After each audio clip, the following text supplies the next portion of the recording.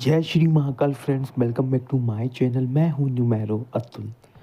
Friends, आज बात करेंगे देवगुरु बृहस्पति की और जानेंगे कि देवगुरु बृहस्पति की जब विशेष कृपा व्यक्ति को प्राप्त हो जाती है तो उसके जीवन में किस तरह के बदलाव देखने को मिलते हैं। फ्रेंड्स, देवगुरु बृहस्पति जन्म कुंडली में सर्वाधिक शुभ ग्रह माने जाते हैं। व्यक्ति के जीवन की शुभ घटनाएं कब घटित होंगी, इसका आकलन देवगुरु बृहस्पति की स्थिति देखकर हम कर सकते हैं। देवगुरु बृहस्पति का सीधा संबंध ज्ञान से, अध्यात्म से, सद्मार्ग से और एक ऐसी यात्रा से है जो हमें अंधकार से प्रकाश की ओर लेके जाती है। इसीलिए जब देवगुरु बृहस्पति की महादशा व्यक्ति के जीवन में आती है, व्यक्ति का जीवन फर्श से अर्श तक पहुंच जाता है। व्यक्ति सफलता का स्वाद चख ही लेता है अपने ज्ञान की दम पर, अपने अध्यात्म की दम पर। तो जो गुरु की महादशा होती है वो व्यक्ति के जीवन को कैसे प्रभावित करती है हम जानते हैं। फ्रेंड्स, देवगुरु बृहस्पति ज्ञान के कारक हैं, विजडम के कारक हैं, डीप नॉलेज के कारक हैं। इसीलिए जैसे ही गुरु की महादशा स्टार्ट होती है व्यक्ति के जीवन में, जिसकी अवधि 16 साल होती है, एक लंबी महादशा होती है, लंबा समय होता है। सबसे पहले जो परिवर्तन देखने को मिलता है वह होता है व्यक्ति का भाग्य परिवर्तन। क्योंकि काल पुरुष कुंडली में देवगुरु बृहस्पति नवम भाव के स्वामी है, जो कि भाग्य का स्वामी है, भाग्य का घर है। तो जैसे ही देवगुरु बृहस्पति की महादशा स्टार्ट होती है, व्यक्ति का भाग्य परिवर्तित हो जाता है। अचानक से उसका भाग्य उदय हो जाता है, उसकी सोई हुई किस्मत जाग जाती है। जो काम बनने में काफ़ी लंबा समय लग रहा था, बनते बनते काम बिगड़ जा रहे थे, अब बिगड़ते बिगड़ते काम बनते जा रहे हैं। क्योंकि देवगुरु बृहस्पति एक सौभाग्यशाली ग्रह है, उनकी दृष्टि में ही अमृत है और जिस भाव में बैठ जाते हैं उस भाव को मजबूत कर देते हैं। तो इसीलिए सबसे पहले व्यक्ति का भाग्य परिवर्तित हो जाता है तो व्यक्ति के जीवन में एक आशा जग जाती है। उसे अनुभव होता है, उसे एहसास होता है कि ज़िंदगी किसी भी वक्त बदल सकती है, इसलिए कभी भी व्यक्ति को हिम्मत नहीं हारनी चाहिए। इस कारण से व्यक्ति का आत्मविश्वास भी बढ़ता है और व्यक्ति को ज़िंदगी से प्यार हो जाता है। एक आस उसे दिखने लगती है, एक उम्मीद की किरण उसे दिखने लगती है। वह फिर से एक अपने जीवन में सुधार करके, अपने आप को जगा कर अपनी मंजिल की ओर चलने लगता है। तो हम कह सकते हैं कि व्यक्ति के जीवन की एक नई शुरुआत हो जाती है, एक व्यक्ति का ट्रांसफॉर्मेशन हो जाता है।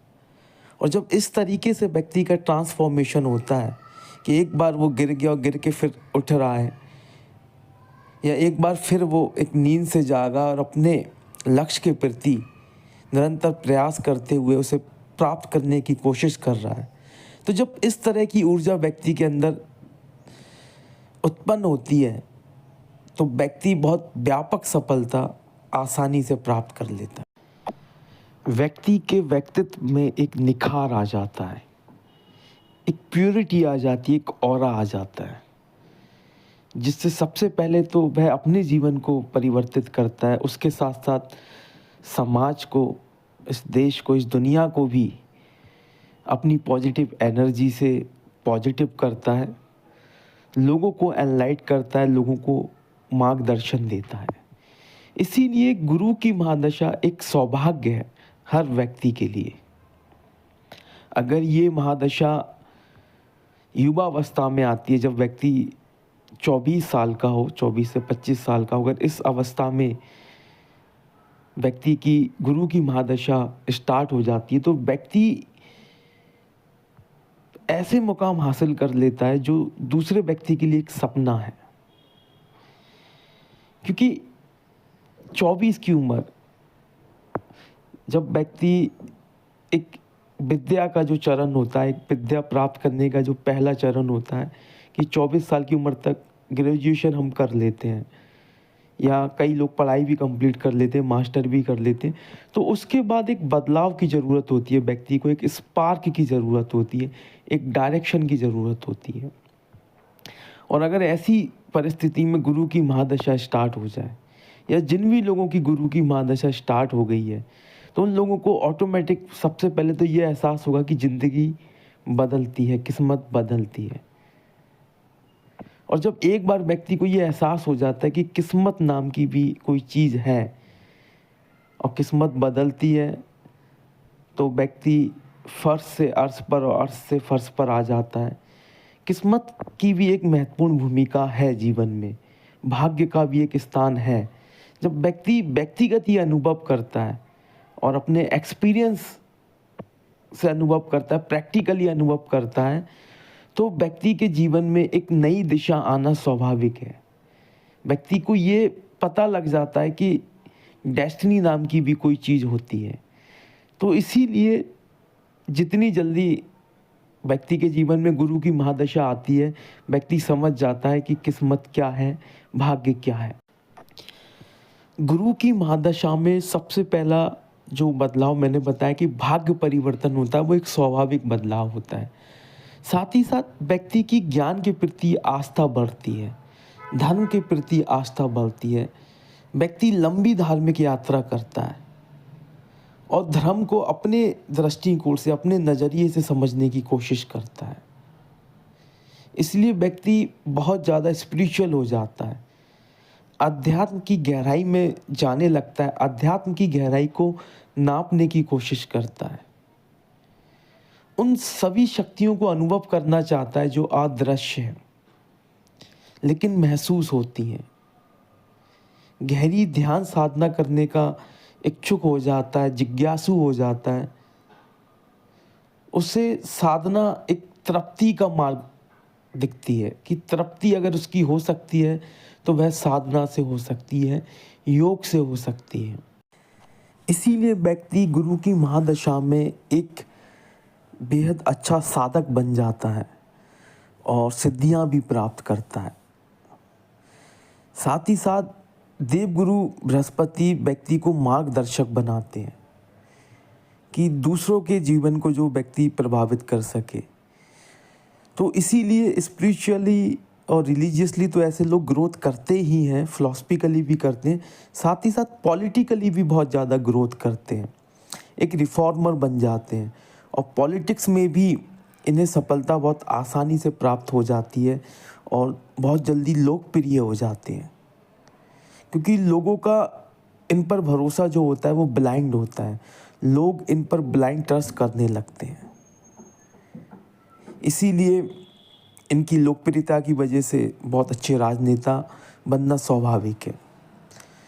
साथ ही साथ अगर कुंडली में देवगुरु बृहस्पति नवम भाव में बैठे हुए हों, लगन में बैठे हुए हों, सप्तम भाव में बैठे हुए हों, एकादश भाव में बैठे हुए हों, या फिर धन भाव में बैठे हुए हों, यानी कि द्वितीय भाव में, तो ऐसी परिस्थिति में जब महादशा आती है तो व्यक्ति को अत्यंत लाभ प्राप्त होता है। धन से भी व्यक्ति धन तो प्राप्त करता ही है, साथ ही साथ ख्याति जो होती है, मान सम्मान जो होता है, और एक जो सच्चा प्रेम स्नेह होता है समाज के द्वारा, सोसाइटी के द्वारा, जनता के द्वारा, अपनों के द्वारा, वो ऐसे व्यक्ति को प्राप्त होता है, जो एक व्यक्ति की विशेष संपत्ति होती है कि लोग उसे चाहते हैं, लोग उसे प्यार करते हैं। साथ ही साथ अगर महादशा देवगुरु बृहस्पति की चल रही है और आपकी जन्म कुंडली में छठे भाव में अगर देवगुरु बृहस्पति हैं और महादशा चलती है, तो दुश्मन भी इनके दोस्त बन जाते हैं, दुश्मन भी इन्हें प्यार करने लगते हैं, इनसे प्रेम इसने रखते हैं। साथ ही साथ इन्वेस्टमेंट के लिए भी यह समय अनुकूल होता है। ऑटोमेटिकली स्पॉन्सर इन्हें मिलते हैं, फाइनेंसर इन्हें मिलते हैं, इनके बिजनेस के लिए इनका कोई भी अगर प्लानिंग है उसे ये एग्जीक्यूट करना चाहते हो और अगर इन्हें फ़ंड की ज़रूरत है तो इन्हें बहुत ईज़िली फ़ंड मिल जाता है, या मैं कहूँ बहुत आसानी से इन्हें उधार मिल जाता है। और साथ ही जब सप्तम भाव में देवगुरु बृहस्पति बैठे हैं जन्म कुंडली में आपकी, और जैसे ही महादशा आती है तो जिन भी लोगों से आप जुड़े हुए हैं एक पार्टनरशिप में, एक रिलेशनशिप में, आप देखेंगे ऑटोमेटिकली एक बदलाव देखने को मिल रहा है। ख़ास तौर पर जो प्रेम प्रसंग होते हैं और जो शादी होती है, गुरु की महादशा हमें इस बात को भी स्पष्ट करती है, जिस भी व्यक्ति के जीवन में अगर गुरु की महादशा आ रही है 20 से 40 साल की उम्र में, तो हम ये आंख बंद करके कह सकते हैं कि इस बीच में उसकी शादी ज़रूर होगी, क्योंकि गुरु की महादशा सप्तम भाव को बहुत ज़्यादा मजबूत करती है। और अगर सप्तमेश देवगुरु बृहस्पति हो जन्म कुंडली में तो फिर कहना ही क्या। आपको आपकी वाइफ से इतना सपोर्ट मिलता है कि जो आपके धन की स्थिति है, जो संचित धन की स्थिति है, जो आय की स्थिति है, उसमें बहुत ज़्यादा वृद्धि होती है, बहुत ज़्यादा लाभ व्यक्ति को होने लगता है।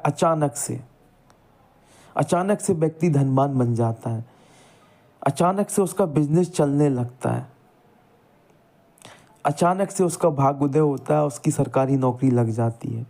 तो आकस्मिक जो धन लाभ के जो योग बनते हैं वो और भी ज़्यादा मजबूत हो जाते हैं अगर सप्तम भाव में जन्म कुंडली में देवगुरु बृहस्पति बैठे हों, क्योंकि दशा जब आती है तो ग्रह जो होता है वो महाबली हो जाता है, और सप्तम का जो गुरु जब महाबली होता है तो व्यक्ति को सौभाग्यशाली बना देता है। साथ ही व्यक्ति जीवन में ताउम्र सुख की प्राप्ति करता है, शांति की प्राप्ति करता है और ईश्वर की विशेष कृपा प्राप्त करता है। सो इस वीडियो में इतना ही, मिलते हैं नेक्स्ट वीडियो में। Till then good bye and जय श्री महाकाल।